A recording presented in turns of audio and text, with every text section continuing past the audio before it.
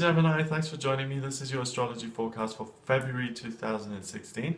And it's a leap year, so there's an extra day in February this month. I'm going to give you a rundown of the astrology and what's coming up for you. On the 1st of February, you have Venus sextiling your Neptune. And Venus is in your 8th house at the moment of other people. Neptune's in your 10th of career. So for you, there's going to be a real sense of ease and comfort about other people you're working with. You're going to be getting on with people very well. And you also have this kind of vague sense that things are falling into place and that things are going in the right direction. On the 2nd, Venus starts to square Uranus, which is in your 11th house. And that kind of nebulous feeling that was starting to blossom within you on the 1st now starts to become a real drive to realize some of these ambitions that you've got at work, and you really start to see the light at the end of the tunnel. So focus on what you're interested in, and this connection stays there until the 11th of February. So really focus on, this is what I'm naturally striving towards, because you can trust that that's a real genuine desire that comes from your higher self, and it's important to pursue those. The Moon and Saturn are conjunct in your 7th house, and they create a real area of harmony here with Uranus and the Sun, as well as your midheaven. And this is interesting because I think your pathway opens, especially when it comes to work, as a result of your positive, harmonious relationships that you've got, and someone says something to you or offers something to you which actually allows you to move forward. So your good comes from another person, and it comes because you've been good to other people are now retaliating, and in turn, you do good to them, they do good back to you, and something that you have been striving for becomes available to you. There's a Grand Cross on the 4th of February. Grand Crosses are when 4 squares connect and they create this big red box in the sky, okay? And this is an area, sometimes people feel a little bit like things are too much, a little bit frazzled, and I think you might get confused with the demands your family and your other relationships are putting on you at the moment, your dreams with work, how you feel your situation actually is. It might just become a bit much. So keep things really simple on the 4th. Just kind of pick an area of focus. This is what I want to do today. Just go to work and have a nice day where I achieve everything I want to achieve. Or if you're retired, then I'm doing what I want to do with this day. But don't try and fix your whole life on this day, because there's going to be an urge to do that. The next day, the 5th, there's an area of real friction here between Chiron and Jupiter. And now you're rising in the 1st. Okay, so family life may seem very good and your relationships may seem very good, but unfortunately I feel like you're a bit down on yourself on the 5th, and you may not feel like you've achieved everything that you wanted to achieve. And what I get is that your perspective is a little bit off, because you're someone who has made sacrifices for other people in the past, and you've put other people first. And because you've put other people first, you haven't been able to pursue everything else you wanted.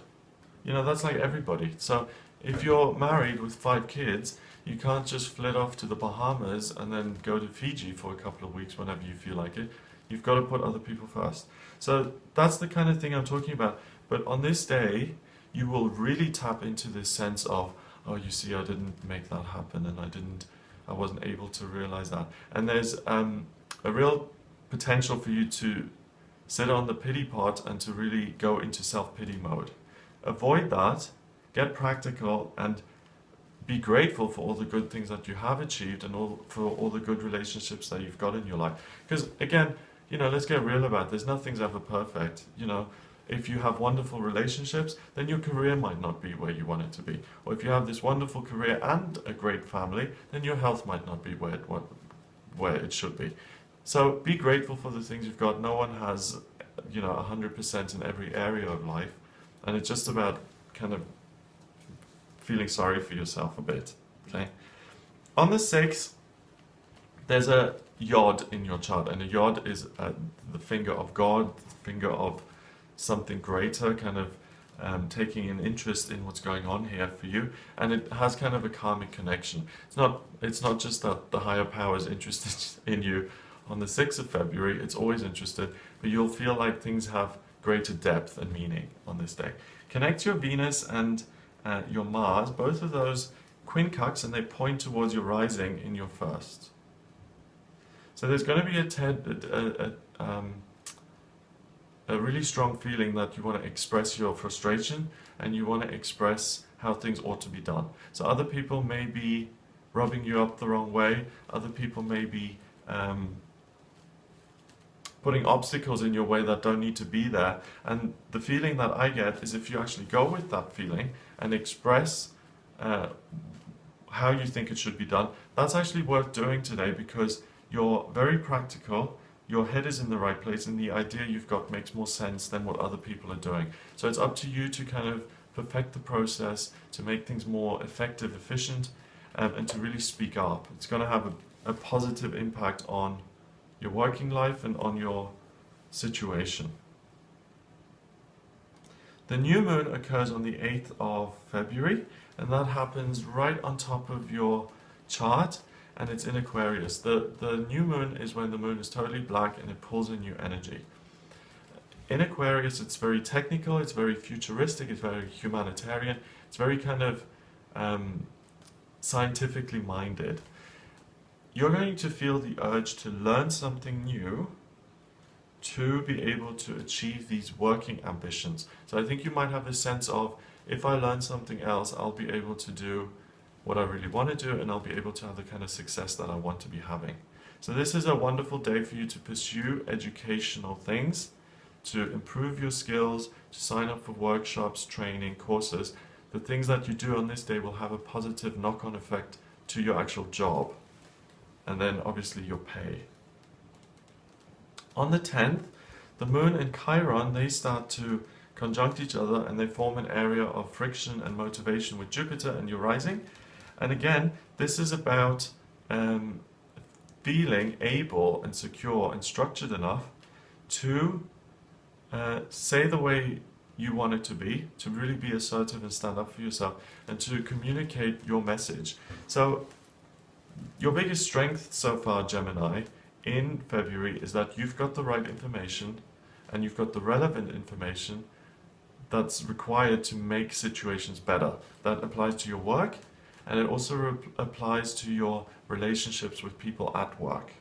Now, the thing that you need to kind of implement those is to be assertive and to be strong and to say, hang on a minute, I don't think that's right, why don't we try it this way? Not everyone is massively assertive, so just kind of see what you're comfortable with. But Mars is in Scorpio in your 6th, and Mars in Scorpio isn't very happy. He doesn't like being in water, so you may feel frustrated anyway if things aren't going your way. So continue with that. It's not necessarily a bad thing to express your dissatisfaction. If you were dissatisfied and you were going to make things worse, then I would say zip it. But you're actually going to make things better, and you have the ability to change things for the better, so speak up. You're meant to speak up.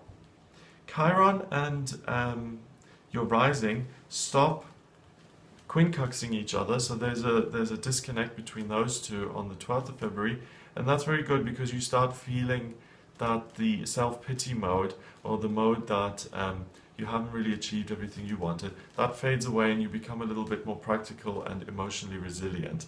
So mixed feelings at the beginning of the month for you. The moon begins to square Mercury and Venus on the 13th of February. And again, your gift here is to make things better when it comes to other people and in your working life. So you really have the potential to say it how it is, and to then improve your circumstances, but also the circumstances of other people. So the 13th, again, is a very good day of tweaking and changing the kind of goalposts when it comes to your relationships, your working life. so that you can adjust it in a way that is more suitable to you.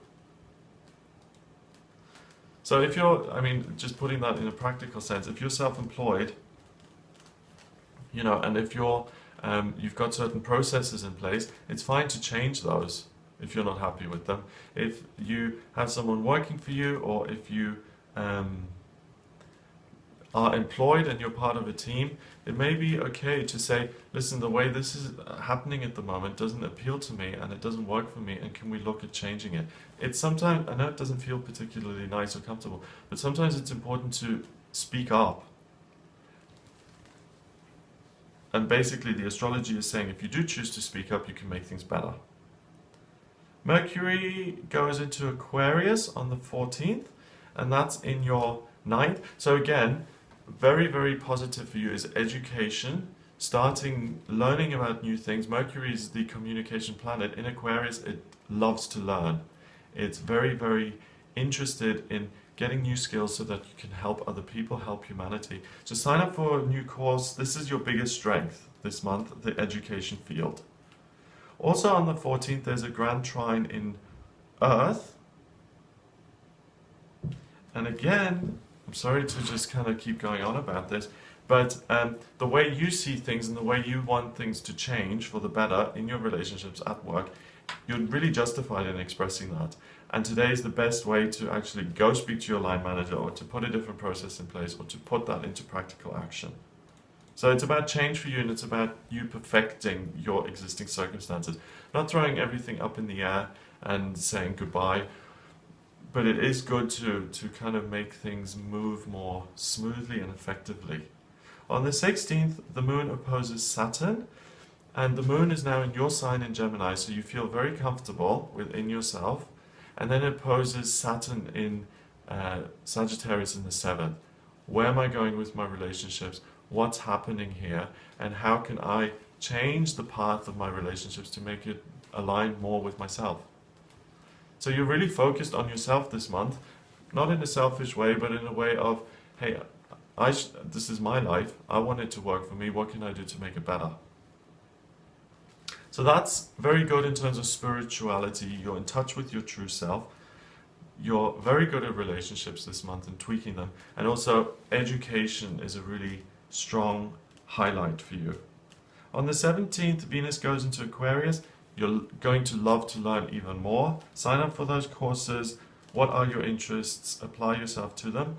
And on the 19th, 2 days later, there's a kite in the chart.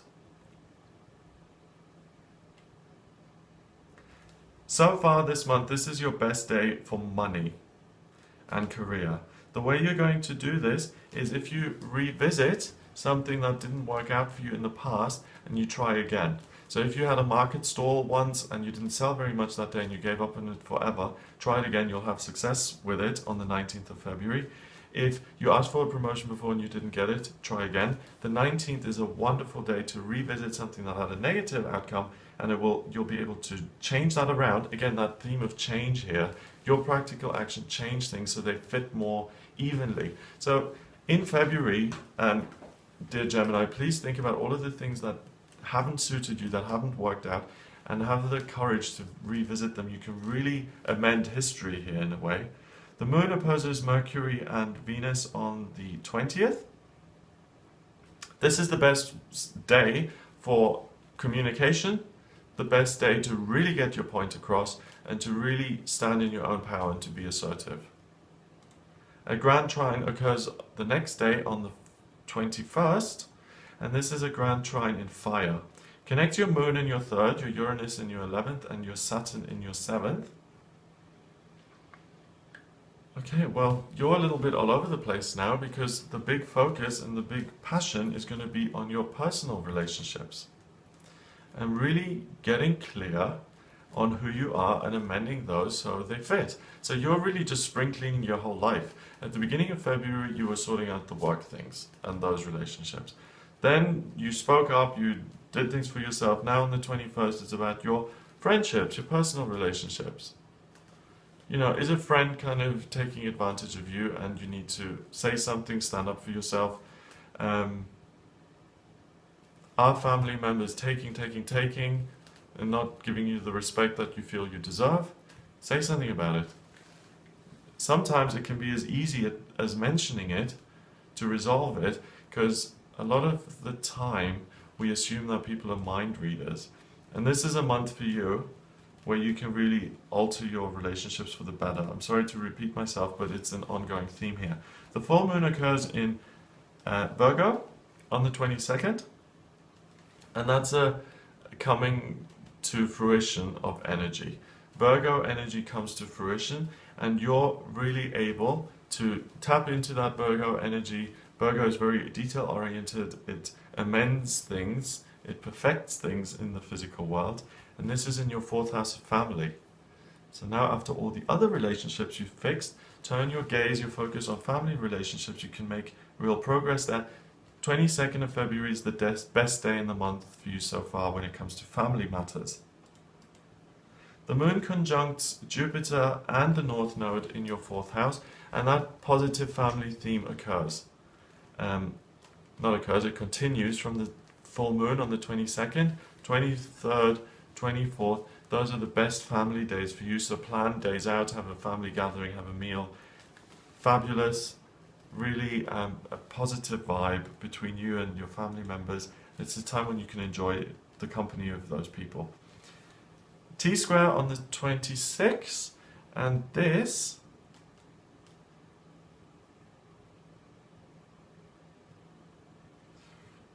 is a day when you really wear your heart on your sleeve and you make yourself a little bit too vulnerable. So because you've had so much success this month already, you think that if you overshare, if you tell someone everything, it'll have a positive impact, but it will change the course of the relationship. So if you've got a friend who you've been secretly in love with and you decide on the 26th, I've just got to tell her today that I love her so much, don't do it. It's not going to have a positive outcome, and it's because you're feeling overly emotional. So watch out. This is the worst day for you in relationships. There's the potential to really put your foot in it. There's a grand trine on the 28th, and that's in water. Wow, okay. So the intuition is heightened.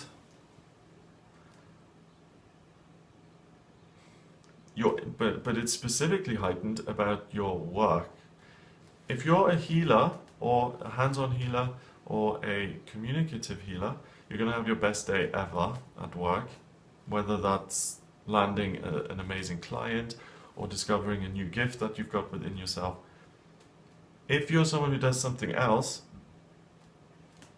you will get an intuitive message about your work and how to make it even better.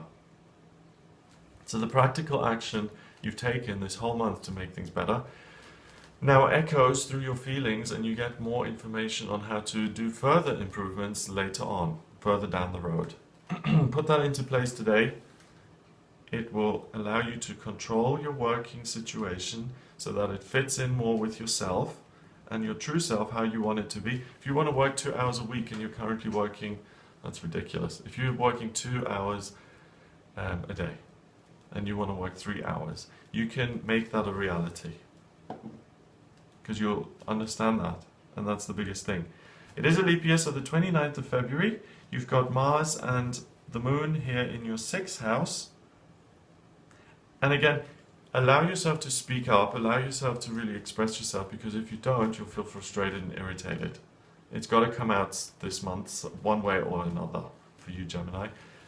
So I hope that's given you some insights into what your biggest themes and highlights are.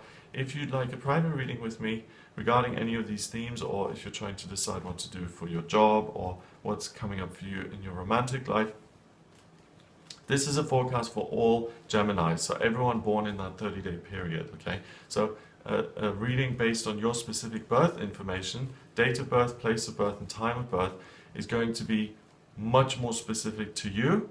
You'll share a lot of these trends, but there are certain things for you specifically that are going to be highlighted, or your personal placements that will really, really be affected. And that makes a big difference. Okay? So these monthly sun sign astrology forecasts are very useful to give you the top themes, but we can really get down to the nitty-gritty sort of side of things by doing your personal chart.